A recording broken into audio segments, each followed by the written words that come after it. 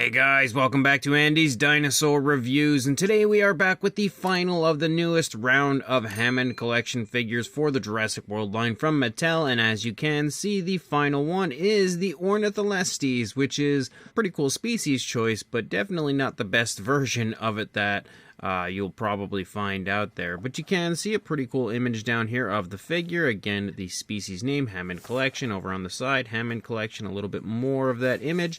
On the back, a few random images of the figure, and then, of course, the checklist to show off all of the different species that are out with this wave.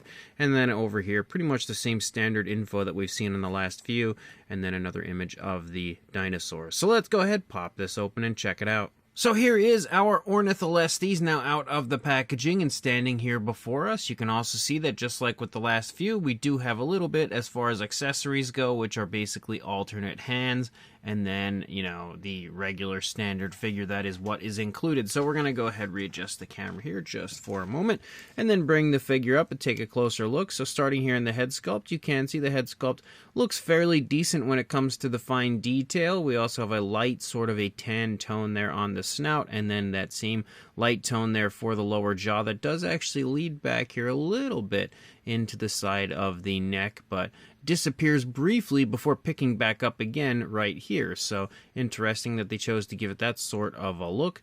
But we also have a light brownish tone for the primary body color, and there is actually a speckling that you can see on the figure. It's actually pretty abundant on this one. The face does have a nice skin textured look, but as you move back there into the back of the head, you do pick up some feathers right there, which look pretty decent. We do have, of course, the new, more like decal sort of eyes for this one, which does feature quite a bit of, you know, alternate shades of color in there, and a black, almost slit-like pupil. We have an articulated jaw inside the mouth. You've got that same dark, like pinkish or reddish tone that we've had on all of these figures, as well as a nice sort of a white for the teeth. The teeth do have a nice, like shine to them, as you can see, especially up there on the upper side, but they don't quite have the sharp look that I've seen on a lot of newer Mattel figures, which is kind of surprising. I don't know why they haven't really been able to incorporate that so nicely into some of these smaller figures. Like, it doesn't look terrible, but, you know, I would expect it to look a little bit sharper compared to some of the newer ones that are out there. But you can get the jaw closed pretty decently and looking all right. As you move back, you do have some articulation right here, which can go up actually really high, which you can see can really get a nice upward looking position, and then it goes down fairly decent. I feel like it's definitely an improvement over some of the more recent Mattel offerings from the Hammond collection, like the Atrociraptor. And of course, in this area, you can swivel it as well, so you can get some nice head turns, which do look pretty good. It's actually really stiff for some reason. But as you can see, again, definitely really quite posable in the head and neck area. And then, of course, as you move to the bottom of the neck, you also have this spot, which can go up and down very nicely and can also swivel. So that basically allows you to position the head and neck pretty much anywhere you would like. But as you move down into the neck, again, you do disappear those feathers, and then you start to pick up kind of like a skin-textured look here. As you lead down, you basically just have that light brown tone, and then the kind of like yellowish or...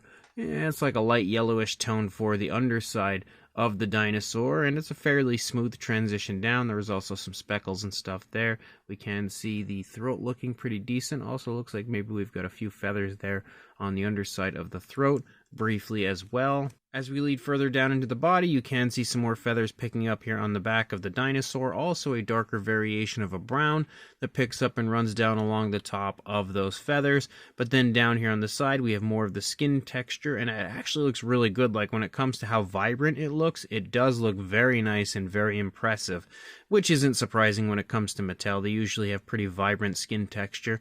As you move down into the arms, the muscle definition is pretty decently displayed. You can also see some more of those speckles. Again, we basically have that light brown the entire way down. And then as you move into the fingers, you can see some scoots there moving down those fingers, and the claws painted with a nice glossy black, which is absolutely wonderful to see whenever we get painted hand claws on a figure, which is pretty much only in the Hammond collection. But arm articulation forward and back, also out away from the body, super smooth. Elbow articulation forward and back, also can swivel. And then wrist articulation forward and back, and can also swivel. So some nice articulation throughout the course of the arms. As we continue to lead down, we still have that yellowish tone moving down along the underside. Very different style skin texture as well down there on the underside of the dinosaur. Fairly smooth transition again back up to the stomach area. As we lead back here, we still see the brown following along the back, but we also see the brown pick up here in the legs. As you move down through the thigh, the brown picks up like fairly early on into the thigh and then overtakes the majority of the legs. And you can also see the muscle definition looking quite nice here, and the skin texture as well looking really good as we move down. There's the knee in the front of the leg, as well as a nice bulging calf muscle with some more impressive skin detail leading down. And then we lead into the foot sculpt, and we can see we've got some scoots down the toes. You've got some nicely painted claws with a nice glossy black, and I'm willing to bet, yep, no paintwork for the dew claw. Shocker there. Leg articulation forward and back in the hip region, like usual. Also out away from the body, just a little bit. You've got a little wiggle room there. When it comes to the knee, forward and back, it's super stiff right now. There we go. I really shouldn't have done that, but it's now moving. So forward and back can also swivel. And then you've got a spot right here, which is also stiff. See, it's really a bad idea to kind of push these when they're stiff like that. It's best to warm them up so you don't damage the figure.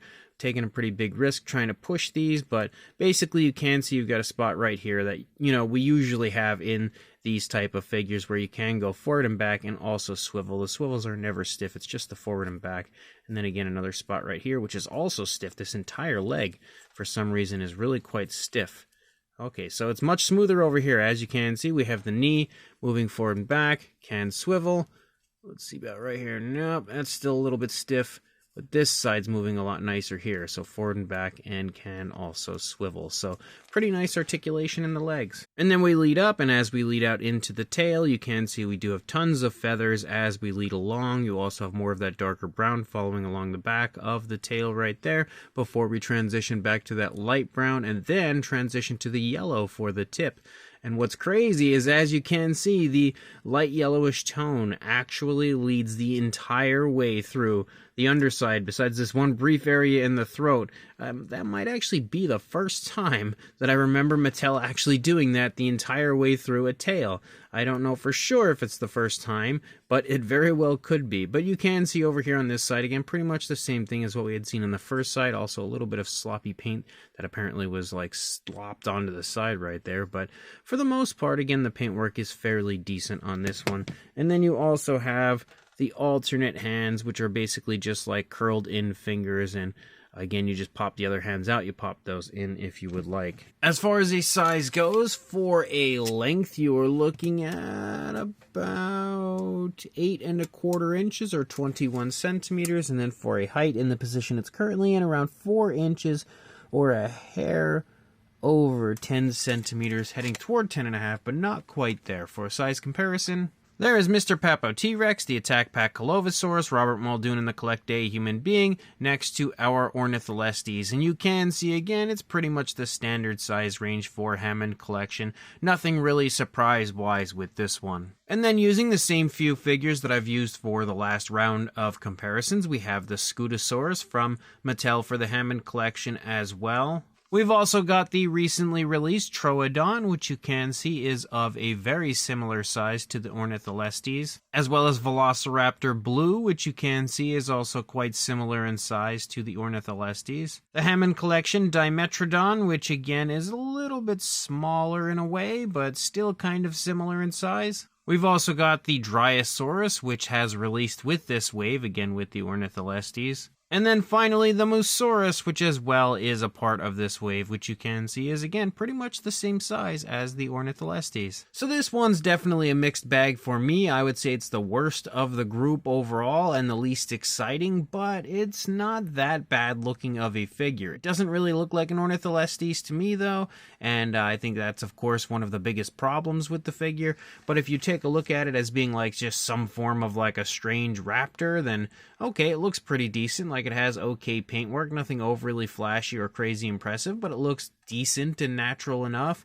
It's also got some really nice, very impressive fine detail from head to tail, some okay feather detail, decent looking skin texture. So, you know, when it comes to the figure as a whole, it looks fairly nice, and you know, it's okay in the grand scheme of things. It just doesn't really look too much like an Ornitholestes, which is the biggest problem for this one, and definitely something that I feel like could have been improved drastically, but it still has a decent look. It's got some decent paint. It, of course, has really nice articulation, and in general, the newest wave of Hammond collection seems to have some of the nicest articulation that I've seen on any of these figures so far. Like, it really does have quite impressive, very smooth articulation the entire way through on all of these newer figures. The only other issue that I have when it comes to this one is the feet seem like maybe they are slightly larger, almost like we got those smaller feet previously, and now they seem to have increased them just a little bit on this one as far as the size goes. But again, it's not too bad overall. It's just, you know, not really the greatest Ornitholestes you're going to find. But one way or another, if you are interested, I purchased this one on Walmart.com. I don't know for sure if it's still in stock, because the last time I had checked, it seemed like they were all out of stock, but you can, of course, pick this up on Target once it officially launches, I believe at the beginning of December. And like, comment, and subscribe, and I will see you in the next review. Thanks for watching.